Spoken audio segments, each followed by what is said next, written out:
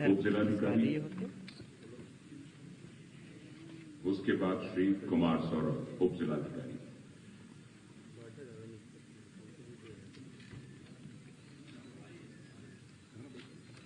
तालियों से स्वागत कीजिए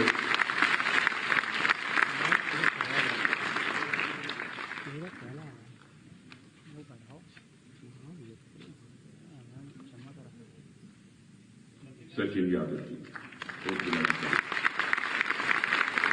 श्री कुमार सौरभ उप जिलाधिकारी,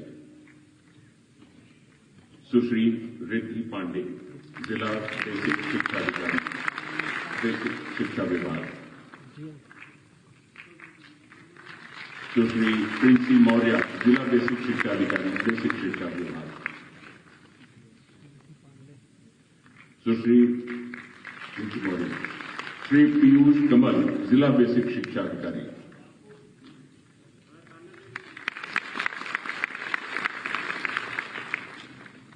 श्री आशीष कुमार सिंह वरिष्ठ प्रवक्ता डायल,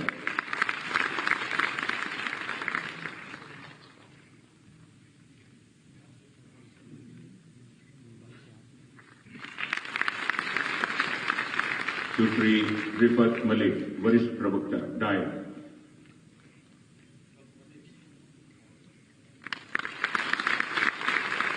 श्री मनीष कुमार वरिष्ठ प्रवक्ता डायल,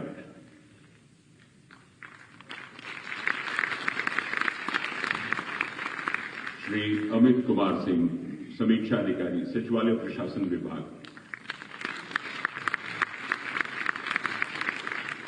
श्री राघवेंद्र प्रताप सिंह समीक्षा अधिकारी सचिवालय प्रशासन विभाग,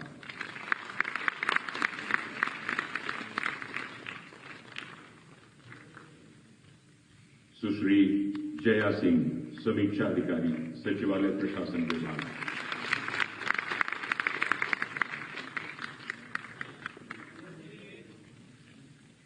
श्री श्रीराज मलिक ज्येष्ठ गन्ना विकास निरीक्षक गन्ना विकास एवं चीनी उद्योग विभाग,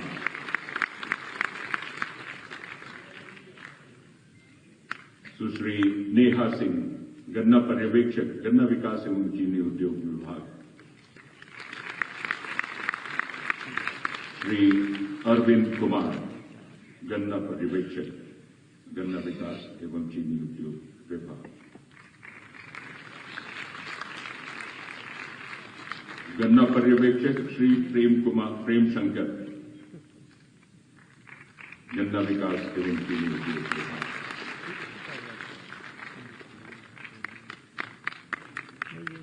श्री आकाश श्रीवास्तव सहायक अभियंता सिंचाई विभाग,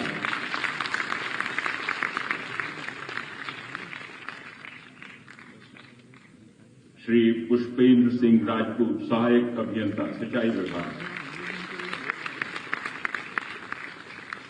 श्री रजनीश सिंह राणा सहायक अभियंता सिंचाई विभाग,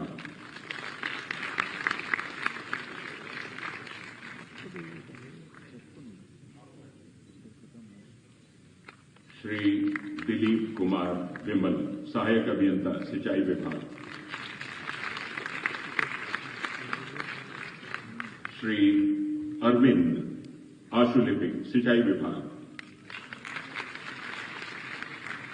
और श्री शादाब आलम आशुलिपिक सिंचाई विभाग।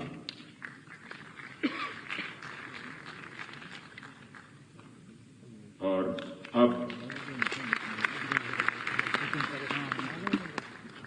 माननीय मुख्यमंत्री जी के आशीर्वचन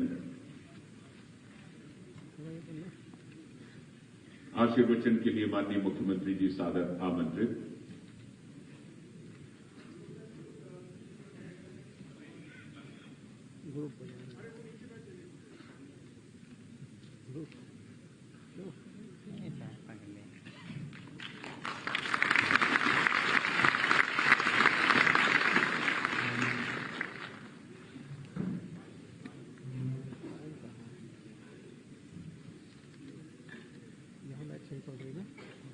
उत्तर प्रदेश लोक सेवा आयोग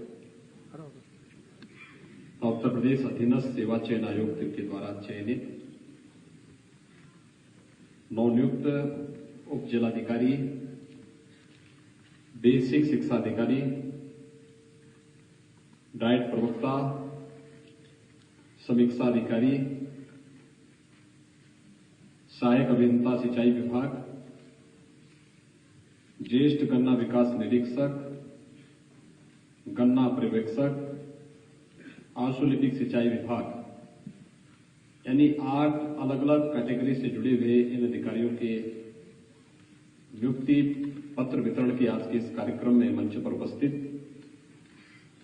प्रदेश सरकार में मेरे वरिष्ठ सहयोगी मंत्रीगण, जल शक्ति मंत्री डॉक्टर महेंद्र सिंह जी, गन्ना और चीनी विकास विभाग के मंत्री श्री सुरेश राणा जी, बेसिक शिक्षा विभाग के मंत्री श्री डॉक्टर सतीश द्विवेदी जी, जल शक्ति विभाग के राज्य मंत्री श्री बलदेव सिंह मोदक जी, दिनेश खटीक जी, प्रदेश के मुख्य सचिव श्री आर.के. तिवारी जी, अपर मुख्य सचिव सचिवालय प्रशासन से हेमंत राव जी, प्रदेश शासन से जुड़े हुए सभी वरिष्ठ प्रशासनिक अधिकारीगण और नवचयनित सभी उत्तर प्रदेश लोक सेवा आयोग और अधीनस्थ सेवा चयन आयोग से जुड़े हुए सभी अधिकारीगण और उपस्थित भाइयों बहनों, मैं सबसे पहले उत्तर प्रदेश राज्य शासन की सेवा में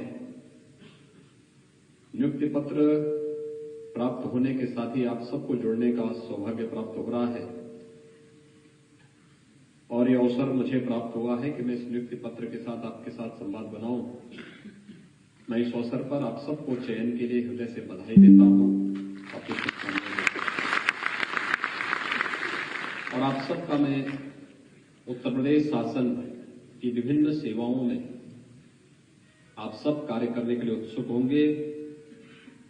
उत्तर प्रदेश को देश का नंबर 1 प्रदेश बनाने में आप सबका योगदान होगा, इसके लिए मैं आप सबका स्वागत भी करता हूं।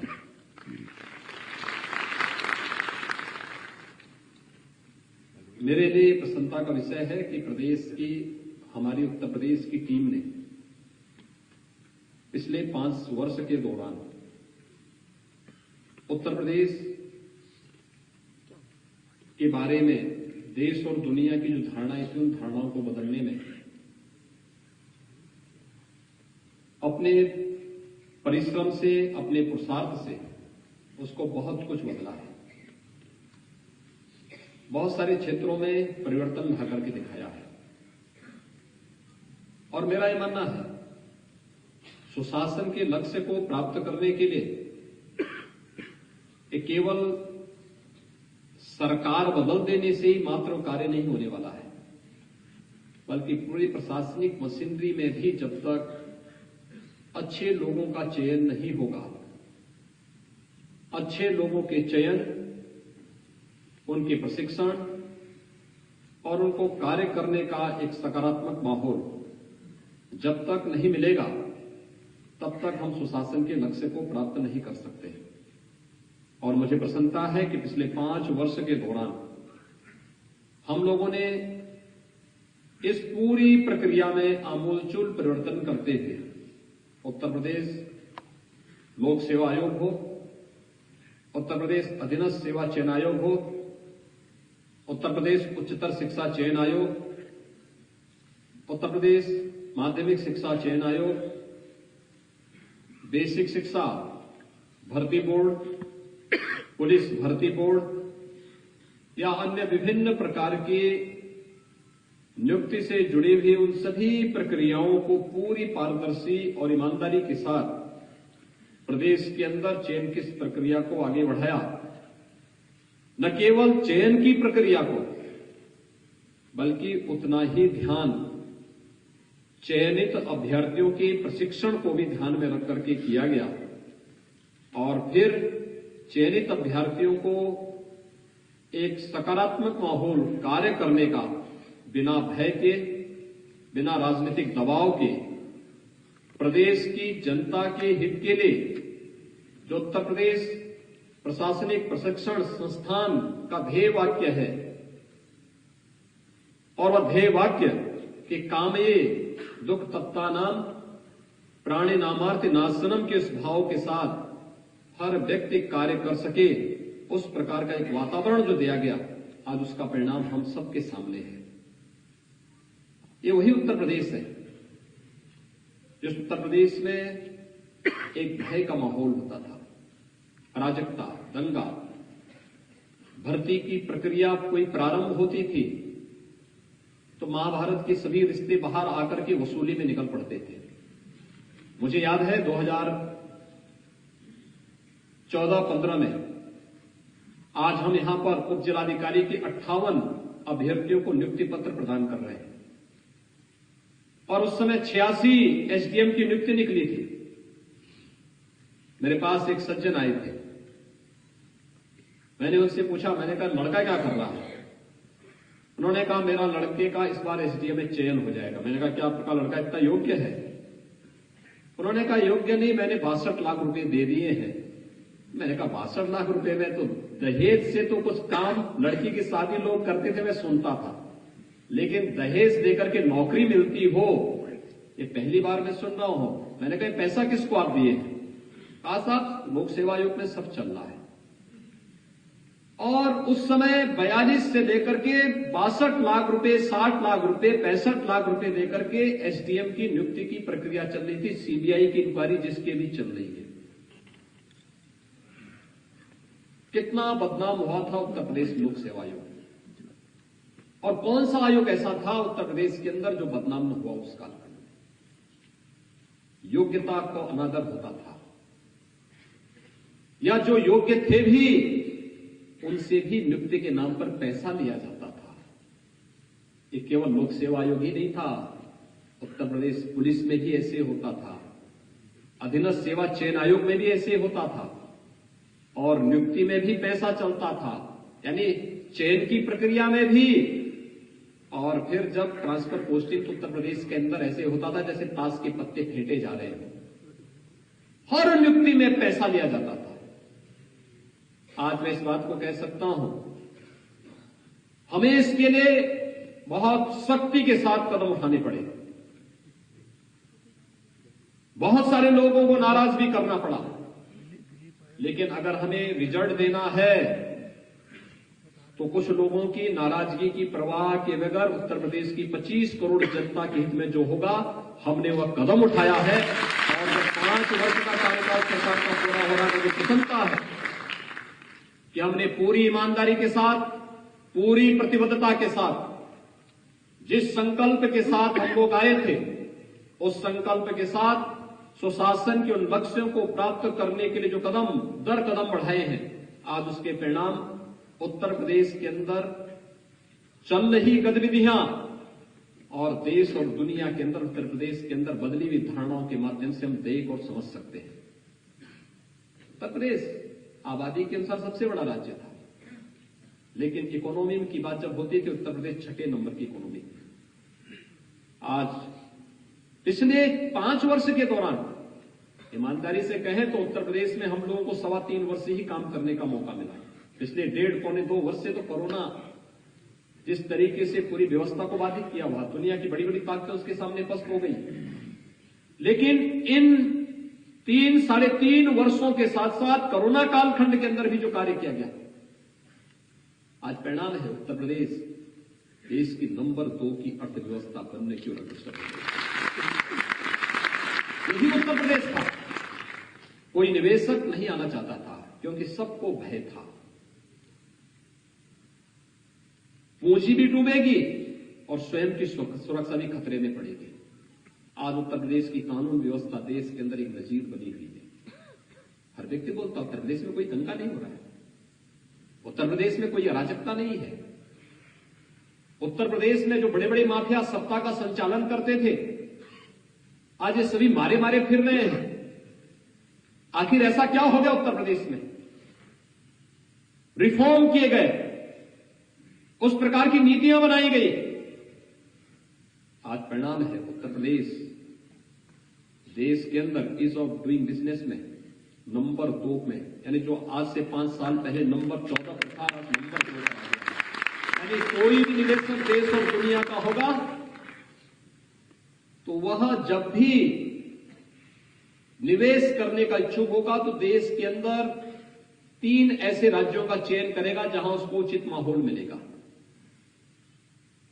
सुरक्षा का बेहतर वातावरण मिलेगा, भ्रष्टाचार मुक्त व्यवस्था मिलेगी, वहां वह निवेश करेगा। ये निवेश केवल निवेश नहीं होता है, ये विकास के साथ जुड़ता है, ये रोजगार के साथ जुड़ता है, इकोनॉमी को एक नया बूम देता है, अर्थव्यवस्था तेजी के साथ अग्रसर होती है, आगे बढ़ती है, नए नए अवसर आगे बढ़ते हैं। आज उत्तर प्रदेश के अंदर देश और दुनिया का कोई भी निवेशक की पहली पसंद में से होता है तो टॉप 3 राज्य अगर चयन की प्रक्रिया में होते हैं तो उत्तर प्रदेश उसमें से एक होता है। ये उत्तर प्रदेश की उपलब्धियां हैं जो पिछले 5 वर्ष के अंदर यहां पर की गई। यहां की प्रति व्यक्ति आय में हुई दुगनी वृद्धि, प्रदेश के अंदर ईज ऑफ लिविंग को बेहतर बनाने और भारत सरकार के द्वारा दिए गए पैरामीटर पर जो भारत सरकार की विभिन्न योजनाएं हैं, उत्तर प्रदेश पहले कहां था? किसी भी योजना में, पीएम स्टैंडअप की योजना में, पीएम स्टार्टअप की योजना में, प्रधानमंत्री जीवन सुरक्षा योजना में, प्रधानमंत्री मुद्रा योजना में, प्रधानमंत्री आवास योजना में, प्रधानमंत्री स्वच्छ भारत मिशन में, प्रधानमंत्री आयुष्मान भारत में, प्रधानमंत्री सौभाग्य योजना में, प्रधानमंत्री उज्ज्वला योजना में, ये कोई भी योजना में उत्तर प्रदेश का स्थान 15 के बाद लगता था। 15, 20, 25, 30, 35 और कुछ माते ऐसा होता था तो नंबर सबसे पीछे नंबर पर उत्तर प्रदेश होता था। लोग हंसते थे, कहते थे देश के विकास में बाधक है ये उत्तर प्रदेश। उत्तर प्रदेश की नौकरशाही को लोग देखना नहीं पसंद करते थे। एक समय ऐसा भी आ गया था और ऐसा भी समय आ गया था उत्तर प्रदेश का नौजवान कहीं बाहर जाता था, उत्तर प्रदेश के बाहर, तो उसके सामने पहचान का संकट होता था। कुछ जिले तो ऐसे हो गए थे कि वे लोग होटल में जाते थे, होटल में नाम जनपद का लोग सुनते थे, कहते भैया आपके लिए कमरा नहीं। ये उत्तर प्रदेश की स्थिति थी। लेकिन आज उत्तर प्रदेश ने उन धारणाओं को बदला है। आज आप देश के अंदर, दुनिया के अंदर कहीं जाएंगे, उत्तर प्रदेश के बारे में लोग कहते हैं अच्छा उत्तर प्रदेश से है, एक सम्मान का भाव आपके प्रति जागृत होगा। हर एक व्यक्ति के मन में एक भाव जागृत होता, उत्तर प्रदेश अच्छा काम हो रहा है, सुरक्षा का बेहतर वातावरण है। बहुत सारे मामलों में उत्तर प्रदेश जो करता है अन्य राज्य उसका अनुसरण करने के लिए मजबूर होते हैं। जो पॉलिसी हम यहां लखनऊ में बैठ के तय करते हैं, तमाम राज्य उसके लिए हमें मांगते हैं कि इसकी कॉपी हमें भी दे दीजिए, हम भी इसको लागू करना चाहते हैं। जो कार्य हम लोगों ने यहां पर जो कदम उठाए हैं उस दिशा में ये टीम वर्क है। हर एक स्तर पर कार्य जब सामूहिकता के साथ आगे बढ़ता है, उस लक्ष्य के साथ, ये काम ये दुख तप्ता नाम प्राणी नामार्ति नाशनम का ये भाव जब भी होगा तो सफलता प्राप्त होगी। और इस भाव के साथ जो कार्य किया गया आज उसका परिणाम हम सबके सामने है।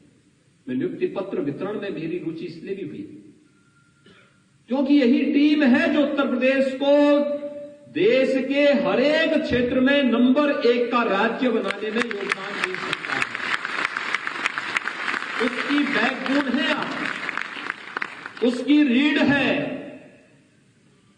अगर रीढ़ की हड्डी कमजोर हो जाए, टेढ़ी मेढ़ी हो जाए तो व्यवस्था तो तब पैरालाइज होनी है। देखते होंगे ना, रीढ़ की हड्डी में कहीं चोट लग जाए, कोई दुर्घटना का शिकार हो जाए तो व्यक्ति जीवन भर बेड पर लेटा रहता है। और पिछली सरकारों ने तो इस प्रदेश को बेड पे ही लिटा दिया था, एकदम आईसीयू में भेज दिया था। उसको उठाया गया है, जीवंत बनाया गया है। आज दौड़ता हुआ उत्तर प्रदेश केंद्र सरकार की 100 से अधिक योजनाओं में अगर आप देखेंगे 50 ऐसी योजनाएं जिसमें उत्तर प्रदेश नंबर 1 की दौड़ पर सबसे आगे चलता है। और बहुत सारी योजनाएं तो ऐसी हैं जहां पर उत्तर प्रदेश की दौड़ इतनी ज्यादा है कि देश के 22 राज्यों को जहां मिलाते हैं तब वह उत्तर प्रदेश के आधे तक पहुंच पाते हैं।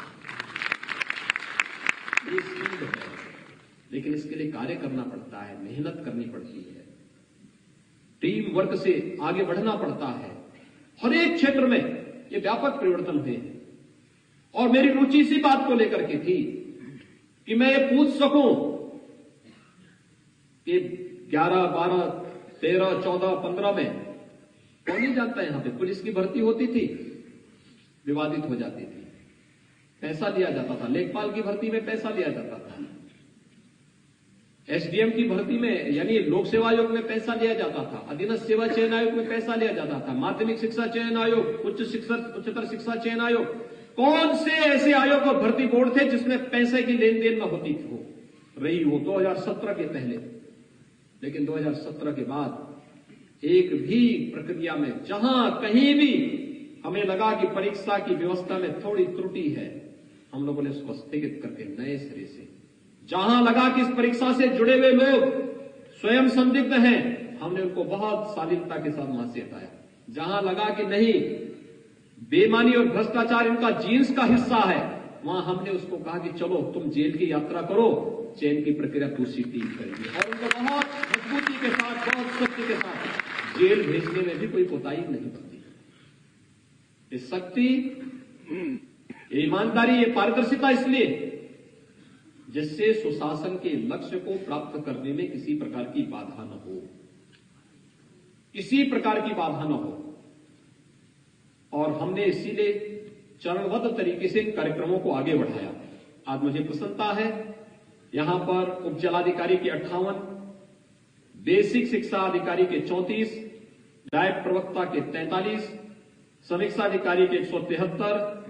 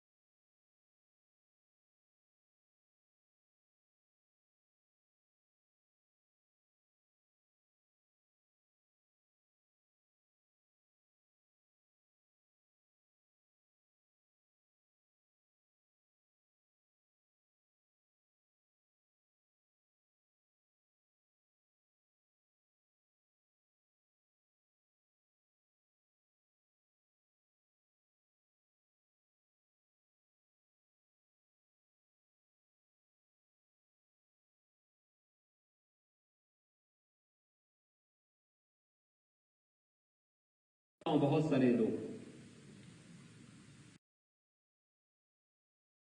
चयन होता है, कुछ लोग तो ऐसे भी होते हैं अपने बैच के टॉपर हो जाते हैं, लेकिन पहले ही 4-5 वर्षों में ऐसे लुढ़कते हैं कि बाद में फुटबॉल बन जाते हैं। और फिर वह जिनको एक ऊंचे पद पर होना चाहिए एक समय में नहीं हो पाता है, असमय उनको हमें जबरन रिटायर करना होता है, बर्खास्त करना होता है, सेवा से मुक्त करना होता है। जिसको सम्मानजनक पद पे होना चाहिए वो अपनी कार्य पद्धति और अपने भ्रष्टाचार के कृत्यों के कारण उसको जेल के अंदर जाना होता है। यानी ये चीजें आपको तय करना होता है। आप अपने कैरियर की सफलता की उन ऊंचाइयों तक पहुंच करके जनता की दुआओं को अपने साथ लेकर के अपनी पीढ़ी को उस पुण्य के साथ जोड़ना चाहते हैं, या भ्रष्टाचार और बेईमानी को अंगीकार करके अपने कैरियर और अपने आने वाली अपनी पीढ़ी के साथ अन्याय करना चाहते हैं। ये व्यक्ति पे निर्भर करता है। अच्छा करेंगे, अच्छा परिणाम मिलेगा। बुरा करेंगे, उसके पाप से कोई बचा नहीं सकता है। याद रखना, परमात्मा की दृष्टि और उसकी सृष्टि बड़ी महान होती है, उससे कोई गलती नहीं। अच्छा करेगा, परिणाम से कोई उसको रोक नहीं सकता। बुरा करेगा, एक न एक दिन कब्जे में जरूर आ जाएगा।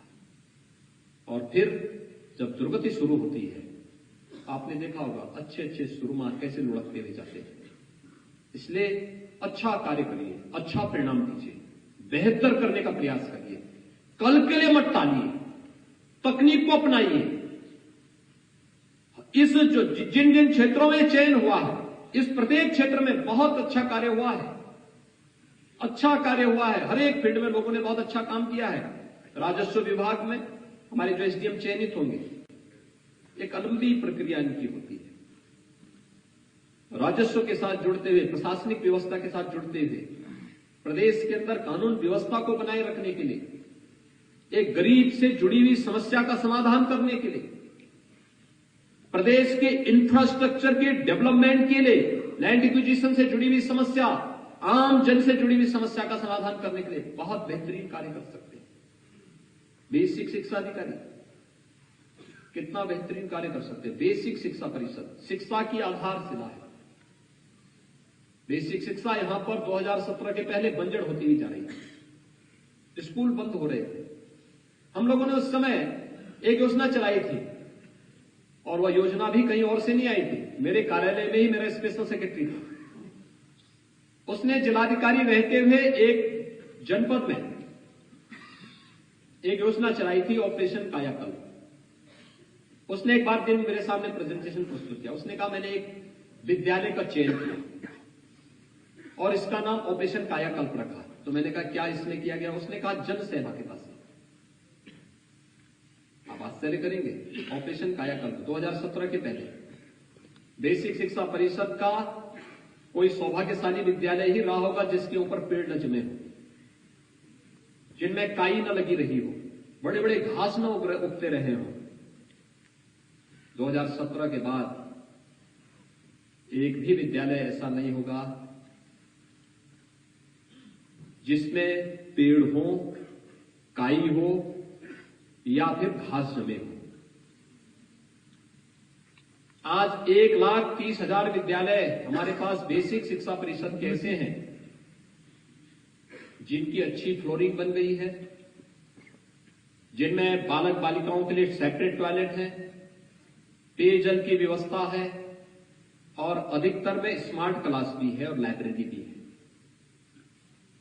ज्यादातर जनसेवा के किसी को किसी विधायक ने, किसी को किसी सांसद ने, कहीं पर किसी बेसिक शिक्षा अधिकारी ने, किसी उप जिलाधिकारी ने, किसी जिलाधिकारी ने, किसी एडिशनल एसपी ने, किसी पुलिस अधीक्षक ने गोद लेकर के उन विद्यालयों को कायाकल्प के साथ जोड़ा। ये सब बुनियादी सुविधाएं दी। बच्चों को यूनिफॉर्म सरकार ने दिया। हमने यूनिफॉर्म दिया, बैग दिया, बुक्स दी, स्वेटर दिया, सॉक्स और शूज दिए। 2017 के पहले 60% बच्चे बेसिक शिक्षा परिषद के ऐसे थे जो नंगे पैर स्कूल आते थे, और उसमें भी बालिकाओं का प्रतिशत 75 से 80% बालिकाएं ऐसी थी जो नंगे पैर स्कूल आती थी। आज मैं कह सकता हूं, हर बालिका जो शासन ने उसको पहनने के लिए जूते दिए, जूता पहन करके आती है, वह बालिका भी आती है, वो भी कहती मैं भारत की बेटी, मैं भी भारत की बेटी। उसका भी अधिकार बनता है, और उसको पहनने के लिए अच्छा यूनिफॉर्म दिया गया, जूते मोजे दिए गए, स्वेटर, इस सर्दी में स्वेटर के लिए पैसा उपलब्ध करवाया गया। आज वे बच्चे भी अच्छा पहन सकते हैं, अच्छा सीख सकते हैं, अच्छा जान सकते हैं। आप अनुमान कर सकते हैं कि 3.5 वर्ष का एक कार्यकाल, जिसमें 5 वर्ष का एक कार्यकाल, जिसमें 1.5 साल से ज्यादा तो केवल कोरोना ने खा गया।